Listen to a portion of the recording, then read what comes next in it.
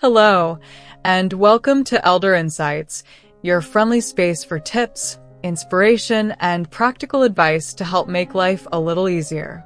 I hope you're doing well today. Have you ever felt like your home is just a bit more cluttered than you'd like it to be? Maybe you're surrounded by things that no longer serve you, or perhaps you've collected a few too many keepsakes over the years. It's totally understandable. We all hold on to things that have special meaning, but over time, clutter can start to feel like a weight on our shoulders. Today, we're going to talk about something that can truly transform your living space: decluttering. And no, it doesn't mean you have to get rid of everything you love. It's all about making small, thoughtful changes that can help you create a home you feel proud of, and more importantly, one that you love. In this video, I'll share 10 simple decluttering secrets that will help you tackle the mess one step at a time without feeling overwhelmed. We'll focus on creating a space where you can enjoy your time, relax, and truly feel at home. It doesn't matter if you're starting with a small area or an entire room. The tips I'll share today can work for any space. If this sounds like something you're interested in, please take a moment to like this video, share it with anyone you think might benefit, and subscribe to the channel so you don't miss out on more helpful tips. Also, if you enjoy content like this, leave a comment with a 1 to let me know, or a 0 if you think we could do better. Your support really motivates us to keep creating valuable content for you. Now, let's dive into those decluttering secrets. It's going to be easier than you think. Secret 1. Start with small areas. When it comes to decluttering, the thought of tackling an entire home can feel overwhelming. I know this because I've been there myself. A few years ago, I decided to declutter my house, and I remember looking at everything I had accumulated over the years. It was a lot. At first, I didn't even know where to begin. The idea of going through every room seemed like too much to handle. But then I realized something important. You don't have to do it all at once.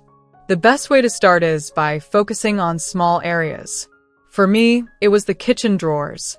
I didn't try to clear out the whole kitchen, just one drawer at a time. It was manageable and I could do it in short bursts. Focusing on smaller spaces helps prevent you from feeling overwhelmed, and it gives you that sense of accomplishment once you're done. Here's a tip I learned along the way. Don't look at the entire room or house as one big project.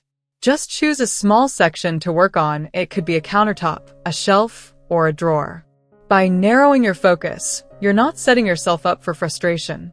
I found that when I tackled one small area, I was motivated to move to the next. And trust me, when you start small, you build momentum. Once I finished one drawer, I felt energized enough to tackle another space. Each little victory made the next one easier. The key is to take your time. Decluttering doesn't have to be rushed. Small steps lead to big results, and before you know it, your space will feel more open and peaceful. So take a deep breath, pick one small space to start with, and see how good it feels to check it off your list. You don't have to do it all today. Just start somewhere and watch how those little wins add up. Secret 2. Use a simple sorting method. When I first started decluttering, I tried all sorts of methods to decide what to keep and what to get rid of. It quickly became confusing and stressful. But then I came up with a simple system that made the process much easier: a keep, donate, toss method. It was straightforward and, best of all, it worked for everything from clothes and books to kitchen gadgets. Here's how it works. As you go through each item, ask yourself 3 questions. First, do I use this? If the answer is no, it's probably time to let it go. Second, does it bring me joy? This one is important because, as we get older, we realize the things we hold on to should truly add value to our lives. And lastly, is it in good condition? If something is broken or no longer functional, there's no need to keep it hanging around. When I started using this method, it really helped me make quicker decisions. I'd pick up an item, ask myself those questions, and immediately know whether it belonged in the keep pile, donate pile, or toss pile. There was no overthinking or second-guessing. It also helped me not feel guilty about letting go of things that no longer served me. One thing I found particularly helpful was the donate pile. If something wasn't useful to me but was still in good condition, I knew someone else could benefit from it. Knowing that helped me let go of things without feeling like I was wasting them. Over time, this method became my go-to for every decluttering project. So, if you're feeling stuck or overwhelmed, try this simple sorting method. It's quick, easy, and it'll help you make decisions with confidence. Trust me, it's a game changer. Secret 3. Embrace the one in, one out rule. Have you ever found yourself bringing home a new item, only to realize that it adds to the clutter you're already trying to manage? I know I have. A few years ago, I bought a beautiful vase that I really loved. It sat on a shelf for a while, but over time, I realized I was accumulating more and more things just like it. That's when I decided to implement a simple rule. The one in, one out rule. It's simple. For every new item you bring into your home, you get rid of one item. It doesn't matter if it's a small trinket or a new pair of shoes. If you're adding something new, you remove something you no longer need or use. At first, it felt a little strange, but over time, I realized how effective it was at keeping clutter in check. One thing I've noticed is that this rule doesn't just help with physical clutter. It also helps me make better decisions about what I truly need or want. When I'm thinking about buying something new, I'll ask myself, what am I willing to give up to make room for this? It's a great way to prevent impulse buys and really think about what's worth keeping in my home. This rule can be especially useful when it comes to clothing. For instance, if you buy a new sweater, consider donating one you no longer wear. It's a great way to keep your wardrobe fresh and functional without it becoming overcrowded. So, next time you find yourself adding something new to your space, think about what you can let go of in exchange. It's a small habit that can make a big difference over time. Secret 4. Ask for help when needed. Decluttering can sometimes feel like a solo journey, but it doesn't have to be. When I was first starting out, I realized there was no shame in asking for help. In fact, it made the entire process a lot easier and more enjoyable. Whether it's a family member, a close friend, or even a professional organizer, having someone there to support you can make a world of difference. I remember calling my daughter to help me sort through some old family photos. She was great at helping me decide which ones were truly worth keeping and which ones I could part with. Having her there not only made the task go faster, but it also brought back some wonderful memories. We laughed, we reminisced, and it made the process much more meaningful. Asking for help doesn't mean you're unable to do it yourself. It just means you're being smart and giving yourself the support you need. Sometimes, a second set of eyes is all you need to make decisions faster. Plus, it's much more fun when you're working with someone you trust.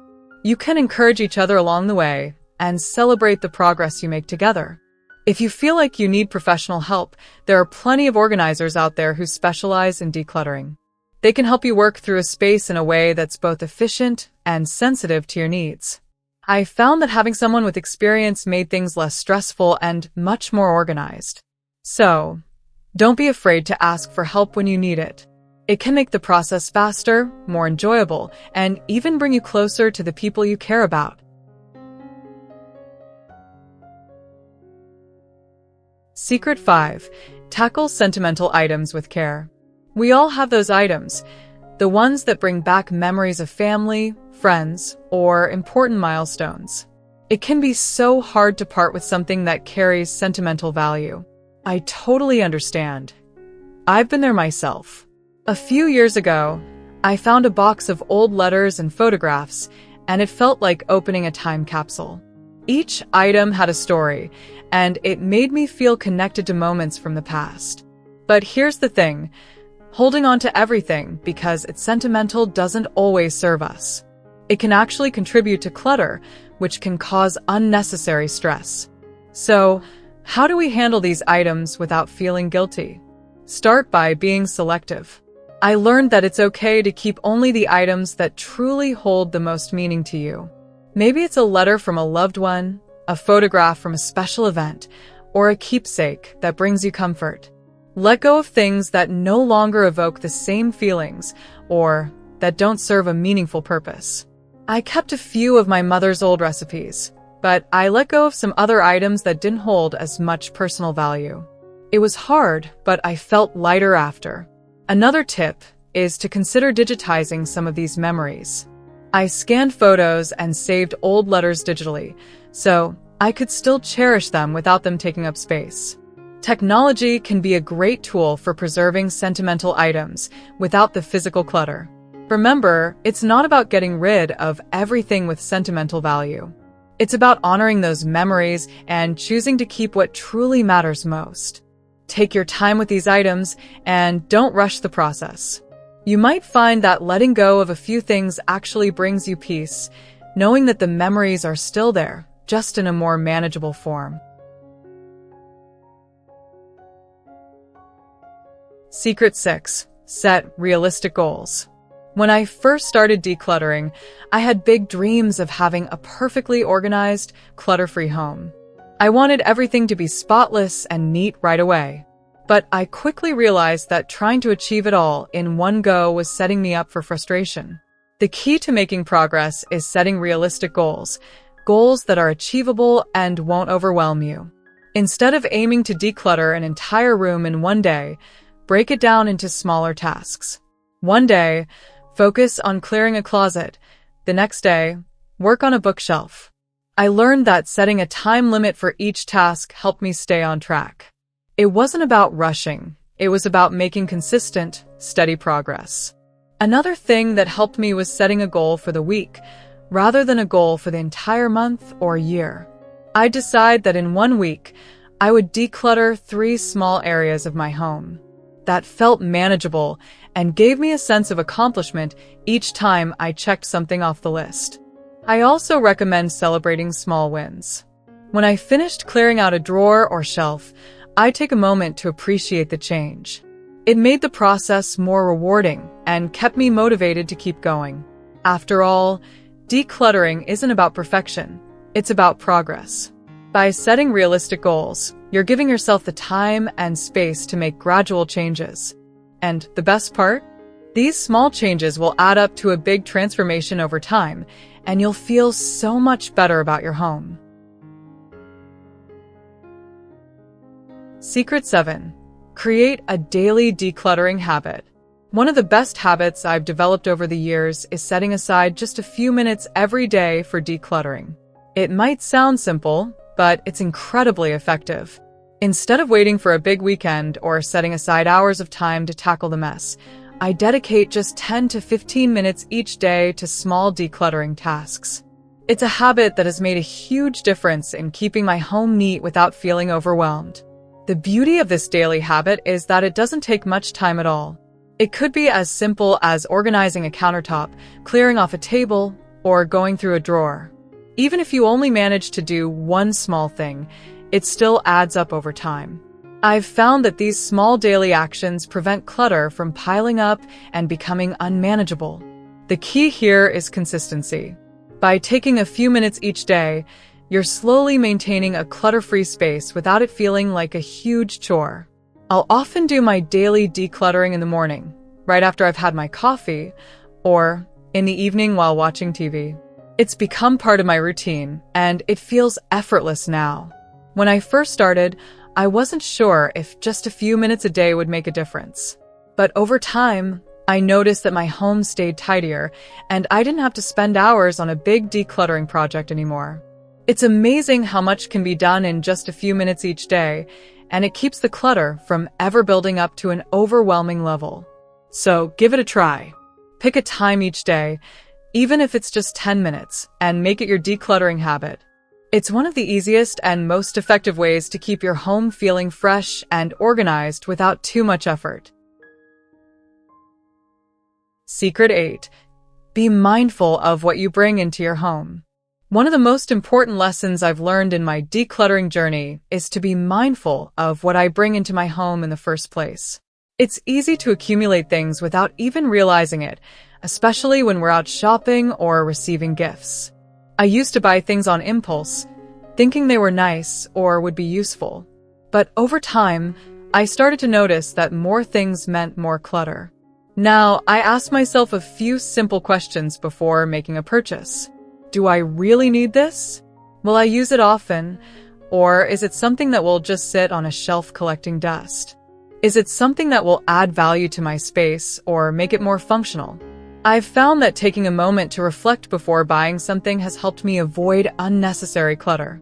Gifts can also contribute to clutter, even though they come from a place of love. I've learned to be more mindful about the gifts I give and receive, focusing on experiences rather than physical items. If I do receive something, I'll think about where I'll place it and whether it truly fits with my space. I also appreciate the importance of expressing gratitude for a gift without feeling pressured to keep everything. This mindset shift has made a big difference in how I approach shopping and acquisitions. It's no longer about the quantity of things I own. It's about whether they add meaning, purpose, or function to my life. By being mindful of what I bring into my home, I've been able to avoid clutter from the start, which makes the decluttering process much easier in the long run. So, before making a purchase, take a moment to think about whether it's something you truly need or want. Being more intentional with what you bring into your home can help you avoid clutter and create a space that feels light, open, and peaceful. Secret 9. Organize by function. As I continued decluttering my home, one of the most helpful changes I made was organizing my belongings by function. This might seem like a simple tip, but it truly made a difference in how I use and enjoy my space every day. Instead of randomly placing things in drawers and cabinets, I began grouping similar items together based on what they were used for. I placed all my cooking utensils in one drawer near the stove, rather than scattering them around the kitchen. I organized my craft supplies into one bin so I could easily find what I needed when I was working on a project. It was a small change, but it made everything so much easier to find. No more searching through piles of things to locate a specific item. Everything had its place, and I knew exactly where to look. This kind of functional organization not only reduces clutter, but also makes your home more efficient. You don't need to waste time looking for things, and your space feels less chaotic. By organizing things by function, I was able to create a space that worked with my lifestyle, rather than against it. I realized that when things are grouped by their purpose, everything flows better, and it's much easier to keep your home organized in the long term. Another tip is to use storage containers or baskets to keep things neat and categorized. I use small baskets in my bathroom to store toiletries and towels, so everything was easy to grab when I needed it. This simple step keeps everything from piling up in random spots and helps maintain order. So, think about how you use your space and try organizing things by function. Whether it's your kitchen, bathroom, or bedroom, grouping similar items together will not only help you find things more easily, but also give your home a sense of order and calm. Secret 10. Enjoy the process and the results. As you continue your decluttering journey, one of the most important things I learned along the way is to enjoy the process and, most importantly, the results. It's easy to get caught up in thinking about how much work is left or focusing on the things you're letting go of, but the truth is, the real reward comes when you see how your space transforms. And let me tell you, it's worth every little effort you put in. When I started decluttering, I didn't realize how much joy I would get from seeing each space become more open and organized. As I cleared out old items, I began to see my home in a new light. Rooms felt brighter, and my surroundings became more peaceful and relaxing. The clutter was no longer distracting me or causing stress. Instead, my home felt like a place of comfort, where I could truly unwind and enjoy my time. One thing that helped me enjoy the process was celebrating the small wins. Every time I cleared a drawer or organized a shelf, I'd take a moment to appreciate the progress. It didn't have to be a grand change. Just knowing I was making my home a more pleasant space made all the effort worthwhile. It's also important to remind yourself that decluttering isn't just about getting rid of things. It's about making room for what truly matters. By removing things that no longer serve you, you create a space that aligns more with your needs and desires. You might even find that you have more time to enjoy activities you love, like reading, spending time with family, or simply relaxing. So, don't rush the process. Take your time, enjoy each step, and celebrate the results. At the end of the day, a decluttered home isn't just about the physical space. It's about creating a mental and emotional space where you can feel at ease and truly at home. As we wrap up, I hope you feel encouraged and inspired to start your own decluttering journey. Remember, it's not about perfection. It's about making small, consistent changes that help you create a space you truly love. Over time, those little steps will add up, and you'll find that your home is not only tidier, but it's also more functional and peaceful. You don't have to do it all in one day. Take your time, be kind to yourself, and celebrate each victory along the way. It's not about throwing everything away. It's about keeping what matters most and letting go of what no longer serves you. You deserve to live in a space that brings you comfort and joy. If you've tried any of these tips or have your own decluttering experiences to share, I'd love to hear from you in the comments below. And if you found this video helpful, please give it a thumbs up and don't forget to subscribe for more content like this. Your support means the world to us, and it helps us continue creating helpful content just for you. Thank you for being here today. Take care of yourself, enjoy the process, and know that a decluttered home is just a few steps away. Here's to a more peaceful, organized, and happy space.